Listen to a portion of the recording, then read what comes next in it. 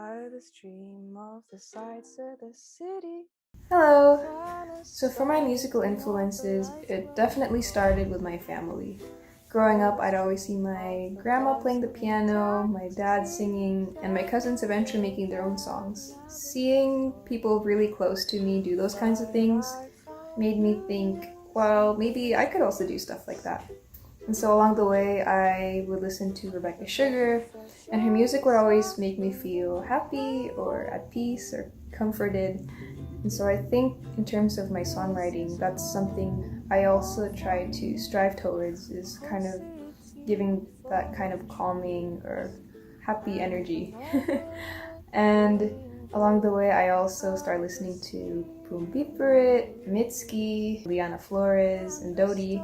So those kinds of people and their kind of sound is stuff that I tend to gravitate towards, making sure things get perfect, and because of that I tend to kind of freeze up a bit. And I think something I heard about Mitski is like, just grab a guitar and play, and so I just try my best to keep things rolling by just playing and sharing and continuing that.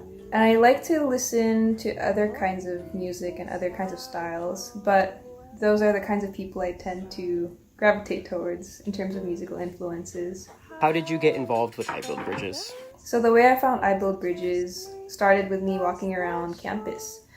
I saw a big poster, it said iBuildBridges, and I thought, with the description below, I thought that would be a really cool group to try to join, because usually the musical opportunities I find are play for an ensemble, or take these music classes, or buy these books and learn how to teach music. And I thought, as I'm exploring kind of my options for college and knowing that I wanted to be connected to music somehow, I was interested more in the connection factor of music, or being able to work with people. And so in terms of my career and artistic goals, one day it would be really nice to be part of an organization, or maybe even start my own, where I could use arts and music to foster community with people. And so seeing how that's kind of the focus of iBuildBridges, I thought this would be a great group to join. I would like to see how this group works. I auditioned,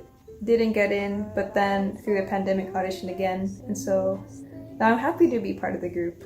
So I'm hoping with this I'll be able to feed my creative side and be able to meet other people who are musical, but also kind of explore what everyone else is up to. And I feel like with other people doing their own things around me, I'll also be able to grow with them. And I think that's really exciting. And also being in an environment where everyone's supportive of each other as we get to know each other more.